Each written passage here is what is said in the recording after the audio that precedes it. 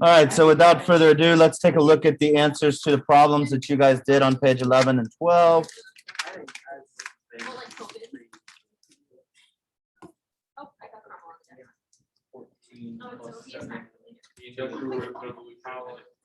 That's nasty. You're nasty. After really getting shot in the zoo in 2016. And then week 2. Can I say hi? Hey, Hi. Oh, yeah. Hi, Amari. you're in the little one. Hi. Did someone just say I scare them? Yeah. Good. That's recorded. So if we take a look here, basically, this is just a stoichiometry thing. If you know the number of moles, or if you can find the number of moles of one, you can find the number of moles of the other. Most of these are actually a 1-to-1 ratio. So number 2, quite easy.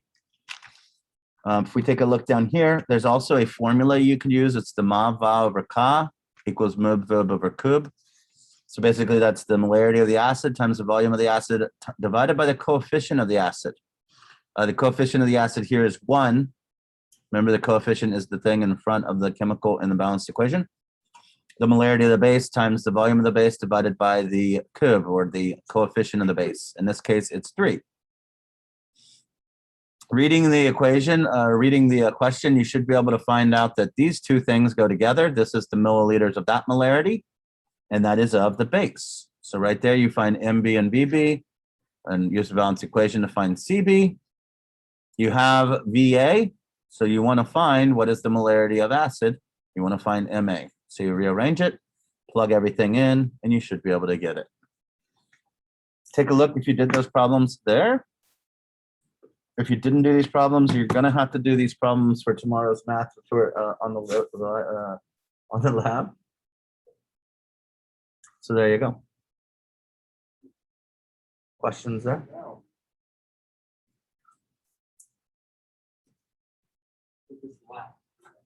Yeah. Al, you have it in front of you. You want to read it? Yes, I will do a demonstration. Are you guys going to pay attention? Like, unlike last time, you're like, oh, I forgot we used the, oh, I forgot we used the glass stir rod to move this thing. Right. How am I supposed to remember? I was paying attention. Take notes on it this time. Did you just throw away all those labs for this class? Yeah. Those are the labs that you guys are doing. Do you have a copy of it? No, my old. Oh, your old lab. Oh. Let's take a look at 1, 2, and 3. Check your answers on those. The process is the same. You always have one variable, and then you just basically have to solve for that one variable. Brody. Yeah. You have 0.00083. You have what? Huh. 0.01 times 10 divided by 2 divided by 60. It's about 0.0000833. Yeah, I think you may have put it in your calculator wrong.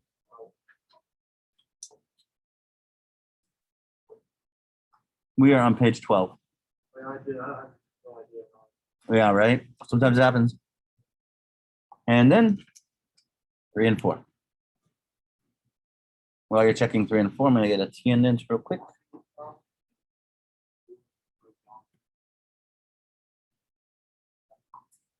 This, if you use that formula, you don't have to use stoichiometry on this. What's your excuse now?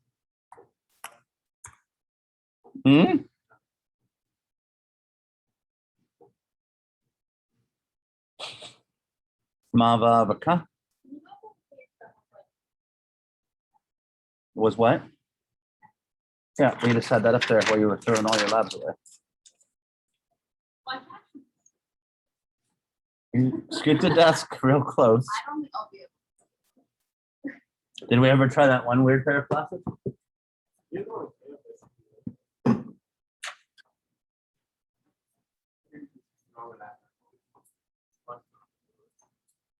Oh, it's actually.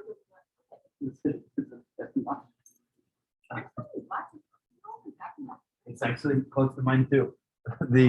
Some student left them one time. I mean, I asked, I said, who's these somebody glasses? And they were like, nobody, they sat there and probably were on their phone, like, I don't know what he's talking about, whatever. Right?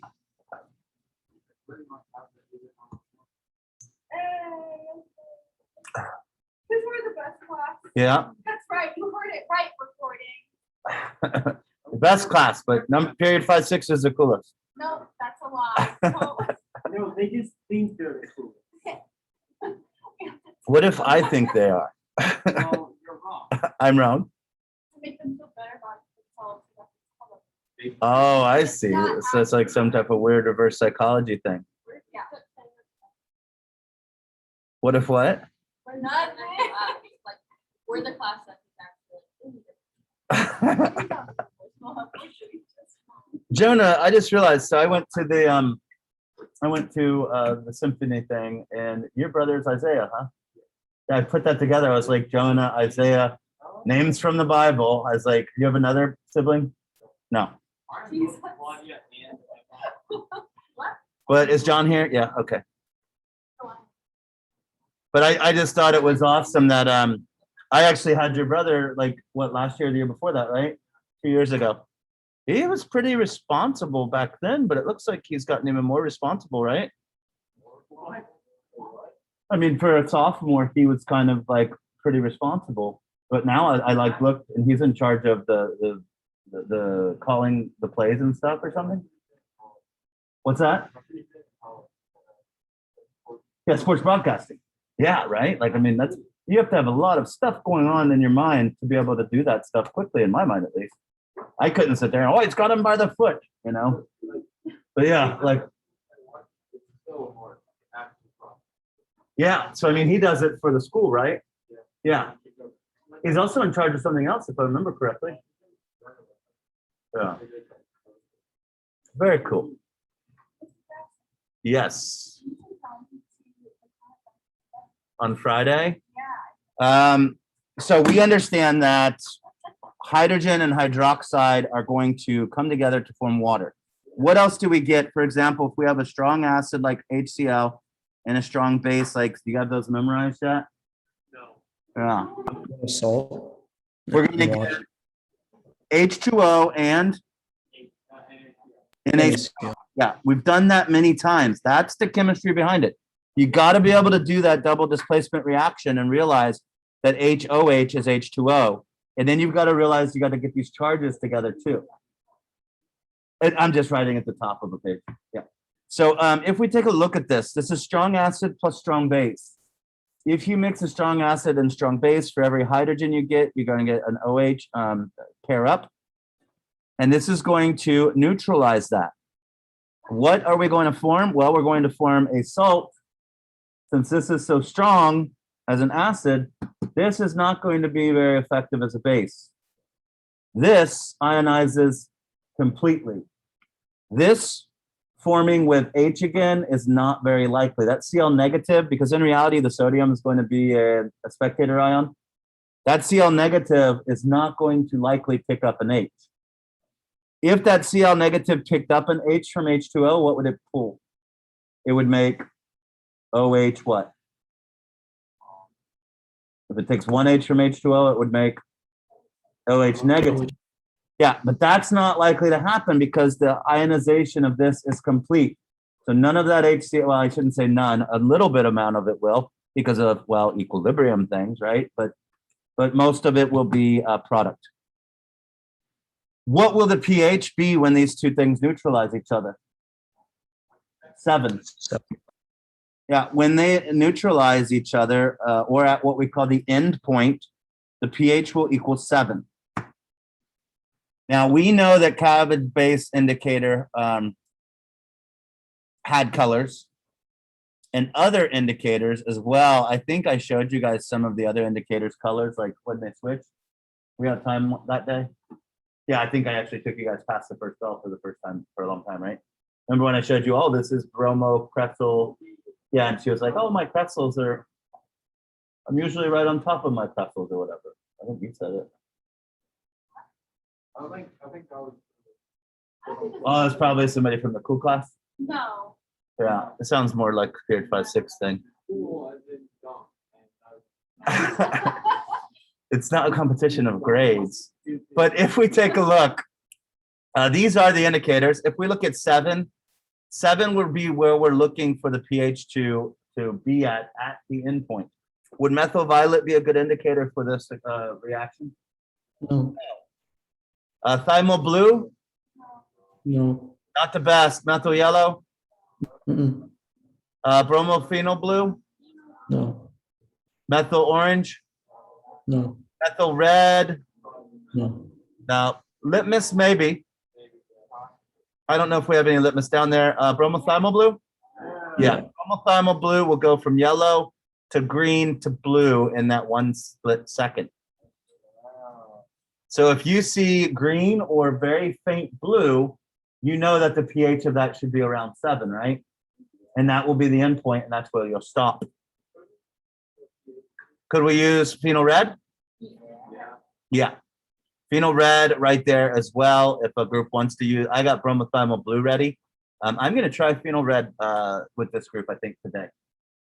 Whenever I do the demonstration, we'll try it out. We'll see if it works nicely. So somebody asked, could we use the pH meter?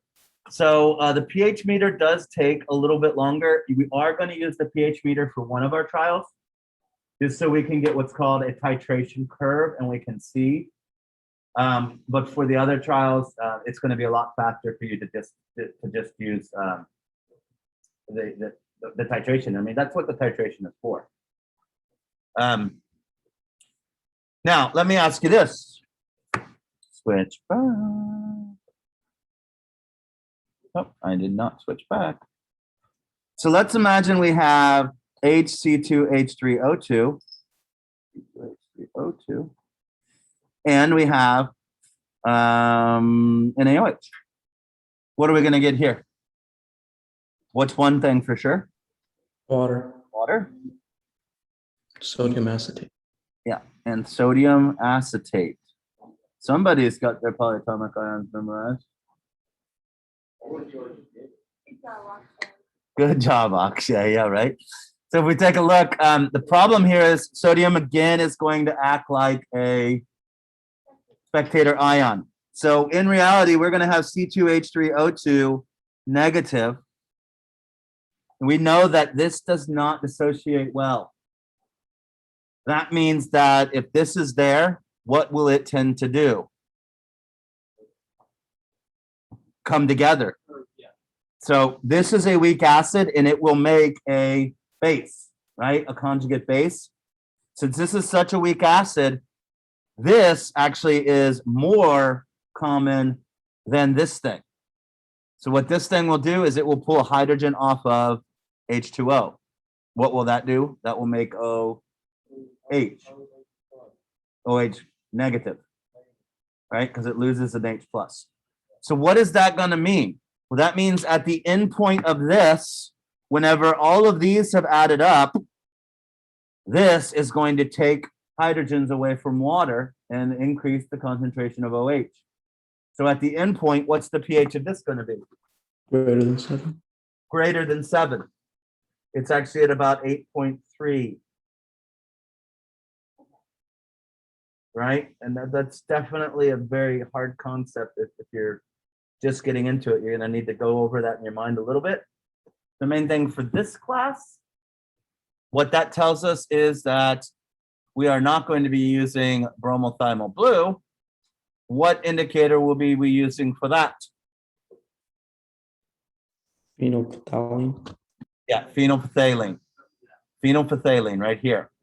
And phenolphthalein turns from white or clear into pink. You remember that one? I think, yeah, that's the one I showed you, the hidden message. Yeah, right. All right then. Because it's a weak acid, right? So it has a very small Ka, right? Which means that it's more likely to be in the form of the HC2H3O2 than than the C2H3O2 negative. Well, so the weaker the acid, the stronger the conjugate base it will make. Right? So what it ends up doing is it ends up taking hydrogens off of off of H2O, increasing the concentration of OH negative, which then instead of being at 7 like with the strong acid strong base, since it has a higher concentration of OH negative at the endpoint, then its pH is greater than 7. How do you know? Because it's not one of the 6 that you have memorized to be a strong acid. Yep. Yeah. All right, then let's take a look back in the laboratory. What? Yeah. Hey, why do you show this like the lab? So that they can see it in their mind. I've heard your accent. Brody wants me to hide information from you guys. He is not happy about this, but we're going to do it anyway. I find that. You okay? He's a little angry. Bless you. Who was that? Of course it was. All right. Whoa. So right here, we've got 2 burettes. I don't know if we've ever used these before. All right, so this is $60, this is $60. So we're looking at $120 worth of glassware here, so we need to be careful. Yeah, right? Everybody looked at somebody in class just now. Didn't say a word, but everybody knew where to look. It's like we coordinated it, right? Don't give it. So this is a burette stand. This is called a butterfly clamp. I'm going to twist it a little bit so you guys can see. So this is a butterfly clamp. If I want to take this off, I squeeze these 2 and I make sure I have a hold of it. If I just squeeze these, it's going to help fall down and break the tip off, right? Make sure you have a hold of it. This is the cock. This is the stop cock. If it is parallel, that means it's open. If it is perpendicular, that means it's closed. That's the way all valves are made. So here we have perpendicular, closed. If it's parallel, it's open, right? So if we take a look, I want to make sure it's open. Otherwise, I'm going to pour it either on myself or the person that's behind me over here. And I'm going to, on the one that says B, are you guys writing this down? Said, I'm memorizing it. Open. Closed, closed. Maybe I messed up. So what we're doing here is I'm pouring in about 2 milliliters of the base. And I'm going to rotate that around and basically give this a nice base rinse because that's what I'm getting ready to use in here. And then I'm going to open it up so that it comes out. Boom. Oh, that's like to clean it. Yep. So I put the base I'm using in there. I remember the base we're using, we know the concentration of, it's 0.130. Now I'm going to fill this up with the base that I know the concentration of. Notice how I'm filling it up. I think, did we do the laboratory where we made the gas and we filled up from there, from the fume hood? With the udiometers? No. So it may have just been one of you because that was like the first time that we came back, I think. But you two were here. Oh, maybe. It may have been one of those days, right? So the way you fill this up is you put your thumb there on it and then you pour it. We don't use funnels or anything because that can actually break that up there. I'm actually going to need a little bit more base than that. It doesn't. You need about 10 to 15 for a trial. So if you're going to do 3 trials, you probably just fill it all the way up to 0 10 to 15 per trial. milliliters. Yeah, milliliters. Sorry. What's the point? So the point of putting it in here is that a burette doesn't measure how much is in here. It measures how much has gone through the cock. Oh, is that complete full? All the way? No. So I'm not even worried about that where that is. I know I'm gonna have enough for this experiment I'm about to do. But so notice that the cock is actually filled with air right now. So the next thing I need to do is once I clamp that on there, there's a place in your laboratory where you can write. You can write like right here on this part right here. Yeah, you can write this example. It's like on the back of the first page. So what I'm going to do is I'm going to let some of this out. I put my hand up behind it like this so I can read it. And just for fun, I'm going to put it on a nice number. I'm going to put it on 12 to start. So right there, 12.0. Actually, I need one little dropout. So that's the thing about this is you want to try to be able to get one single dropout. And it's hard. Wait, Boop. how did you lower it without it dropping? Hmm? How did you lower the thing without it dropping? Oh, But you make sure that you press up against it so it doesn't slide like No, I mean, how did you get to go to 20? 20. Yeah. So this is 0 Okay. Right. No. because it measures how much goes out of here. Yes. Yes. Yeah. So you filled it up to how much and then you dropped? I don't know. I filled it up to 11 or something like that. And then I had to fill the cock up. So you just opened the valve a little Yeah, bit? I just opened it a little bit. And now write this down for the initial of the base, 12.00. Well, Oh, no. now again, I need to hold on to this so it doesn't drop and then I release it. Again, I want to close this and I'm going to put 2 milliliters in here. What's the point of this? To clean it out, right? So put it in there and then I'm going to watch it drip all the way down to the end and I'm rotating it all the time while I'm doing this.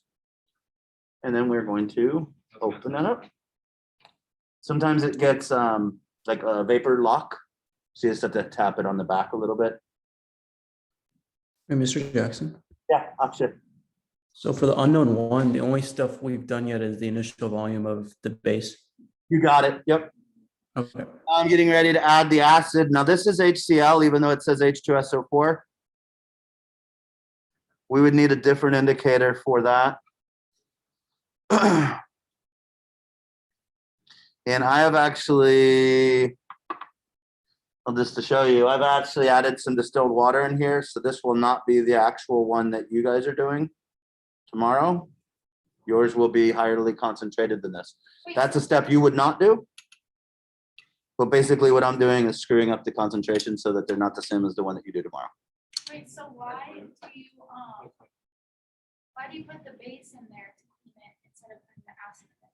So this one is the acid one and this one is the base one. You put the base in the acid. Nope, base in the base and acid in the acid. Oh, So whenever you do close this butterfly clamp, do make sure that you kind of take your fingers and spread it. Like if I just do that, look at that, it still moves. But if I take and spread it, then it doesn't. It's got a better grip on it. Cool. Again, this has air in it. So what do I have to do? Open the valve. Let's see where I'm at. So I'm a little bit above 26. So I'm going to drop down to 26. how was the other one 12 and that was 26? Just fill them up. Right? Remember, it doesn't matter. It doesn't, as long as you keep track of it and you have at least 10 to 15 to do the trial. At least. Yeah, right? So I've got 26 and this will hold 50 total. So I mean, we could do the math and figure out how much I have, but that's really not important. But the other one is 12, but that one is higher up. So you have 26 milliliters of acid. See how much goes out. But you So if I started at 0 here, this would be 12. If I started at 0 here, this would be at 26. started. It's backwards. Because it's telling you how much left. Because it tells you, it doesn't, I don't care, it doesn't matter how much is in here, it's how much runs through here. Yeah, you're gonna have to take a look at it afterwards, because it is a little confusing. Yeah. I said I'd use phenol red, is that right? Yeah, it is. But there isn't 12 in Wait, there. these are all HCl and AOH. Oh, wait, no, there's another. Was it phenol red or methyl red? There's like 3 of them that are, unknown. What? What did you say? These are all HCl and AOH for the first three. Is that right? One more time? It's all of the first three trials tomorrow. They Yes, are all HCl and AOH. For the that is correct. Why are we doing it 3 times? Why what? Why are we doing it 3 times? Law of averages? Does that make sense? Oh, are we doing like, okay. Law of averages. Which one did I say? Phenol red, phenol red. Yeah, phenol red. All right. So, okay, that kind of. All right, so it says to start with about 10 milliliters. So if I'm at 26.00, where do I want to go down to about? About 10, but what will my number say? Oh, 14. No, 36. 36. Wait. Whoa. Oh, yeah, but you're at 16. Because I'm at 26 right now. Oh, oh my God. So I'm adding 36. I'm going down to 36 and adding about 10. Claudia, how do you feel about that? Are you from data filter? So, well, we have the acid in the base, That's what- okay. initials. So there is stuff. That's over. No, that's just, that's about 10 milliliters of acid. I'm going to add 4 drops of my indicator.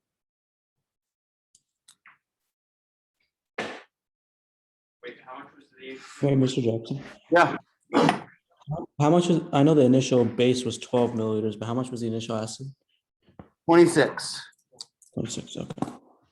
Yep. That's barely yellow. So we'll see how this goes out. You're using bromothymol blue. And it'll be fine. What's the initial volume for both? Get him. 36. Leo. I had to go. So for one of your trials, you're creating what's called a titration curve. And there is a graph on the assignment itself. One of you from home should download that sheets from Google, and you're going to make the graph. It's on the internet only. So you can access that file. It's on the assignment of it. And basically what they're going to do is, since we have 0 of the base right now and only the acid, we're going to take the pH of it.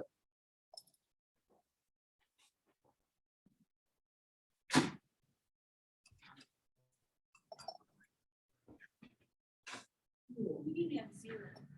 0 of the base is in here, right? Oh, So we're going to get a reading like point or 1.12. 1.12.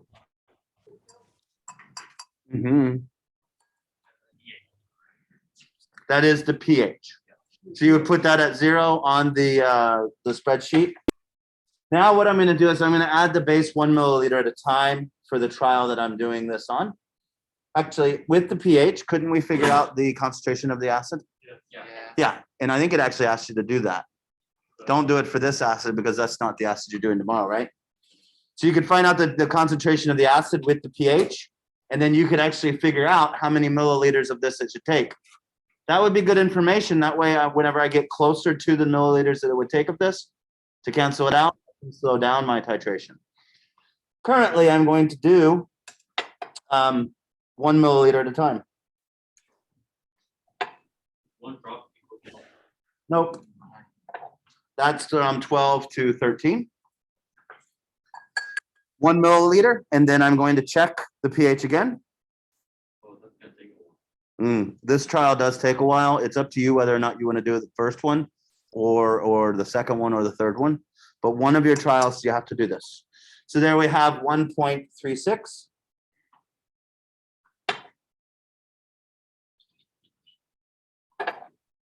And we know when is this going to change? When the pH equals what? 7. Is it gonna change the color to the- I guess- So then we have 1.46. That's 3 milliliters. Yeah, that was 1, 2, 3. Wait, 0, 1, and 2. Have I only taken that 3 times? Yeah. So it's 0, 1, and 2. Yep. So it's a third. Yep. Did you calculate how many it should be before it turns? No, but we'll find out. And as you can see, it's starting to. Did you see that, how that held red longer? Not really. So we're barely yellow, right? But that actually held red a little bit longer. So let's see what we have here.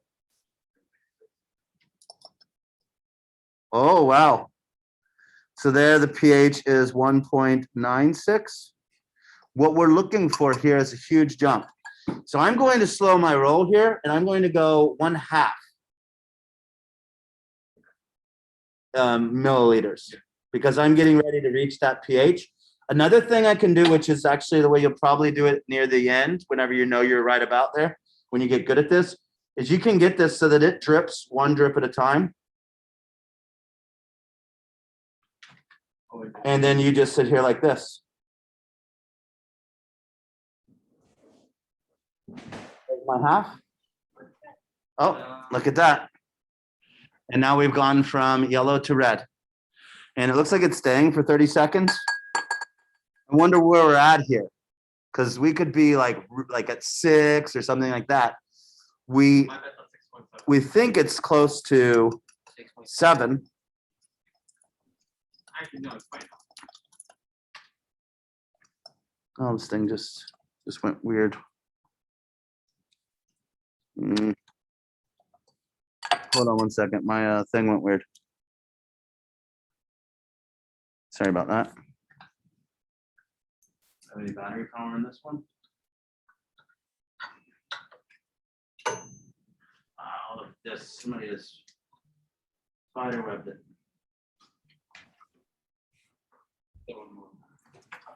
Right? Okay. These batteries in here are so old. I'm gonna put this one back in here and this guy in here. Rinse it with distilled water. We need somebody to fill these distilled waters up for us.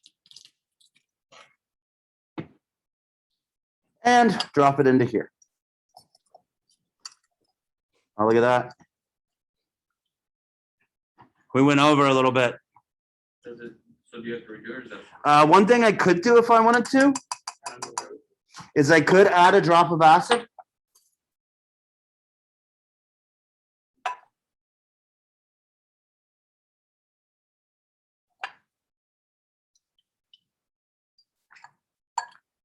Right? And that took me down to, look at that. We're still quite far up there. But that's the reason why I did not take the final volume of the acid. If this were my trial or whatnot, I could sit there and go back and forth between these two until I got exactly what I wanted. I'm going to stop here and I'm going to take this as the final volume for this. So that is, oh wow, 16.99. I'm sorry, 15.99. For the NaOH? That's for the NaOH. So write that down as the final volume. Now the trick to the one where you're actually making the pH titration curve, you keep going. So I'm going to now add another 1/2 and then take the measurement with the pH meter.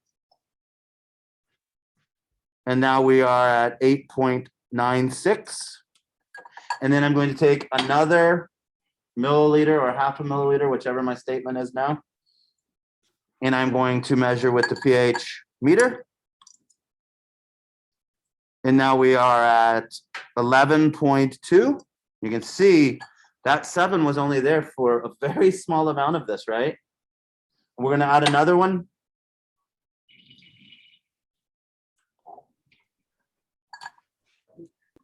And we are at 11.2 again. So this isn't changing very much after that.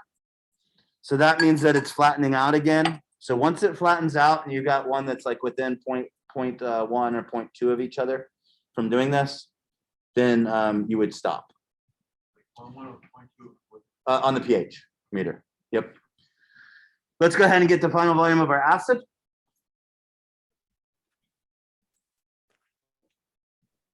Uh, 36.2 2, 1. So now we can do some math. We take the final volume minus the initial volume, and we get our VA and our VB. Does that make sense? Wait, Mr. Jackson, Yes. was the final of the base like 15.99? I can't remember, man. Yes, they're saying yes. Okay. 15.99? Oh, yeah, yeah, yeah. Kind of embarrassing, actually. Sounds good. So now we have the VA, the VB, and we have the MB. The molarity of the base is 0.130, right? That's a known value. I have everything from the equation to find the molarity of the acid. Right? That's the goal, is to find the molarity of the acid. The secondary goal is to have a titration curve. The titration curve, again, you can please copy my file. Don't sit there and write on my file on Google's. Unfortunately, I need to look at Google's more. I'm sure that there's a way that I can say students cannot edit this. They can copy it only, but I don't know if I have that done. So please only copy it and bring it into yours. But what you're gonna end up getting with this is this right here. This is a titration curve. From this information, we'll see this long line right here. That long line, and you can see I actually got a point in another class, or whenever I did this by myself. That long line where that pH is 7, that will tell you how much the volume of the base that you've gotten out of there. It will also allow you to see that endpoint will be halfway up and down this thing. And then we go this way. And it, as I said, it flattens back out. At the beginning, we have a higher concentration of H+. As we add more sodium hydroxide, here at this point, we get to where the H+ and the OH negative are equal. As we add more and more NaOH, we get to the point where we have a higher concentration of OH. That's the titration curve. And for a weak acid, where would the middle of this be at? Well, it would be above that, maybe at 8 or 9, depending on the Ka of the weak acid. But that's the deal. We want to make one of these titration curves, and we want tomorrow to figure out the molarity of that first acid. Thursday, I will introduce you with vinegar. I'm just going to have vinegar from the store, and we're going to find the molarity of vinegar. Vinegar is a weak acid, so that means instead of using thymothymol blue, we're going to be using phenolphthalein. It doesn't change the math much, but you also make a titration curve for it so that we can compare the two. Well, that's it. Is there anything I forgot?